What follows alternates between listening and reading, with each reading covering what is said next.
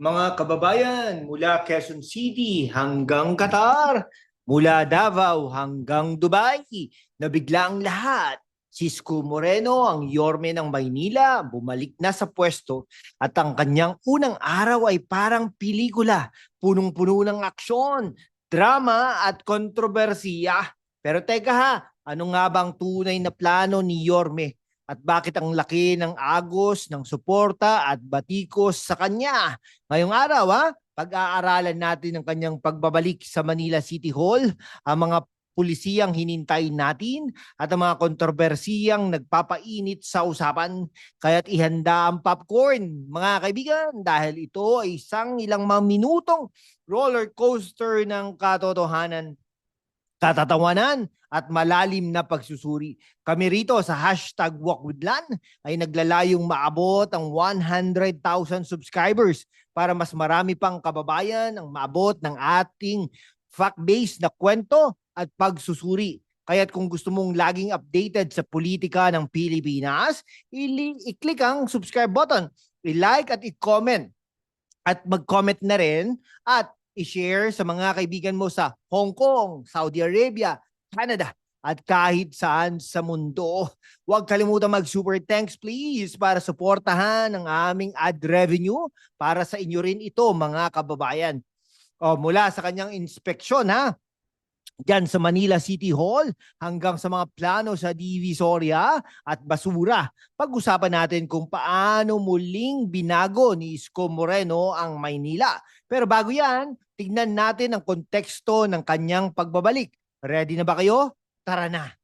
Noong July 4, 2025, nagising ang Maynila sa isang balitang nagpagulat sa lahat. Si Isko Moreno, ang dating aktor, dating basurero at ngayon ay muling mayor, ay nag-inspeksyon ng Manila City Hall. Pero hindi basta inspeksyon Mga kababayan, picture this. Si Malacanang ay may red carpet pero ang Manila City Hall may mga sira-sirang kisame, lumang upuan at mga empleyadong parang natutulog sa pansitan. Sabi ni Isko, we have to fix our building also. At boom, naging viral ang kanyang pag-ikot mula Tondo hanggang Divisoria. Parang pelikula ito, mga kaibigan. Isang superhero na bumalik para iligtas ang Maynila mula sa basura at burokrasya. Pero teka, bakit parang si Isko pa rin ang nagdodoble sa kanyang action scenes Ang tanong, kaya ba niyang gawing Hollywood ang Maynila o puro script lang ito? Si Isko Moreno, kilala sa kanyang rags to riches story, ay isang populista na may streetwise na appeal mula sa pagiging basurero sa Tondo hanggang sa pagiging mayor noong 2019 to 2022. Ang kanyang imahe ay nakaugat sa pagiging approachable at diretsyo, pero ang pagbabalik niya ay hindi walang kontrobersiya. Ayon sa Wikipedia, si Isko ay kilala sa kanyang iskonaryo o street slang na labis na kinagigiliwan ng kabataan at OFWs. Pero may mga nagsasabing paepal lang ang kanyang social media presence. So ano ang totoo?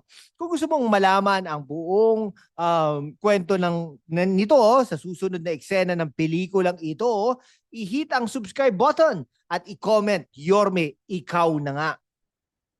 Ang inspeksyon ni Isko sa Manila City Hall ay nagdulot ng dalawang panig, ang mga sumusuporta at ang mga kumikwestiyon. Sa isang banda, sa kanyang sorpresa sa pag-ikot ay nagpakita ng dedikasyon sa pagbabago. No? Sabi nga ng isang user sa X, Manila's charm deserves more than crumbling walls. At totoo nga, ang Manila City Hall ay nangangailangan ng modernisasyon mula sa sirang pasilidad hanggang sa mabagal na serbisyo. Pero sa kabilang banda, may mga nagsasabing publicity stunt lang ito. Bakit ngayon lang? Bakit hindi nung una siyang naging mayor? Ang sagot, politika. Ang kanyang pagbabalik ay sa gitna ng 2025, isang taon bago ang halalan. Coincidence? I don't think so. Kung si Isko ay direktor ng pelikula, ang title nito ay Manila, The Great Makeover. Pero ang plot twist, ang budget para sa renovation ay parang script ng sci-fi movie. Hindi pa malinaw, kung saan kukunin. Kaya naman mga kababayan, bantayan natin ang budget ng Maynila. Baka biglang maging blockbuster ang utang natin. Ano sa tingin mo? Publicity stunt ba o tunay na pagbabago? I-comment mo below at i-share sa mga kaibigan mo sa Dubai at Toronto. Huwag kalimutang mag-super thanks please para tuloy-tuloy ang aming pagsusuri. Tingnan natin ang mga pangunahing plano ni Isko sa basura. Ayon sa isang user si Isko ay nagdeklara ng state of emergency dahil sa tambak na basura sa Maynila. Ang kontrata sa mga waste management companies ay hindi na-renew kaya't nagkalat ang basura. Solusyon ni Isko mas mahigpit na kontrata at mas mataas na pamantayan sa waste collection. Pero ang tanong, kaya ba ng budget ng Maynila? Kilala ang Divisoria bilang sentro ng murang pamilihan pero ang kaguluhan at traffic ay problema. Plano ni Isko na ayusin ang organisasyon ng mga hawkers at trapiko pero ang mga vendor nag-aalala na baka mawalan sila ng kabuhayan. Ang Manila Zoo ay matagal nang nangangailangan ng upgrade. Si Isko ay nangako ng modernisasyon pero may mga kritiko na nagsasabing mas mahalaga ang edukasyon at kalusugan kaysa sa zoo. Kung titignan natin ang Singapore o Japan, ang kanilang urban planning ay world class dahil sa mahigpit na pulisiya at pamumuhunan sa infrastruktura. Si Isko ay inspirado umano kay Lee Kuan Yew, ang dating leader ng Singapore. Pero ang Maynila ay hindi Singapore, ang budget ay limitado at ang politika ay mas magulo. Kaya ang hamon kay Isko ay kung paano gagawing Singapore level ang Maynila sa loob ng kanyang termino. Kung si Isko ang mag-aayos ng Divisoria, baka biglang maging SM Mall ang dating palengke. Pero seryoso mga kababayan kung hindi maayos ang traffic, baka pati ang mga turista sa Hong Kong at Dubai ay magtaka kung bakit ang haba ng pila sa Divisoria.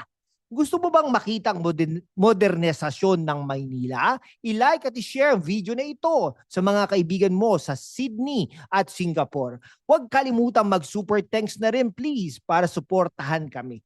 Okay si Isko ay malakas ang hatak sa kabataan at OFWs dahil sa kanyang social media presence. Ayon sa Meltwater, 78.9% ng mga Pilipino ay gumagamit ng internet para manatiling konektado sa pamilya at kaibigan.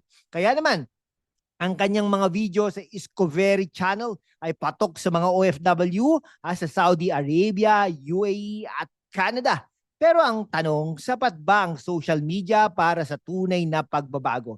Ang kabataan at OFWs ay nangangailangan ng mga leader na hindi lang magaling mag-post sa TikTok, kundi may konkretong plano para sa ekonomiya at edukasyon. Halimbawa, ang plano ni Isko sa basura ay maganda, pero kailangan nating tanungin ano ang long-term impact nito sa mga bata sa Tondo at para sa mga OFW.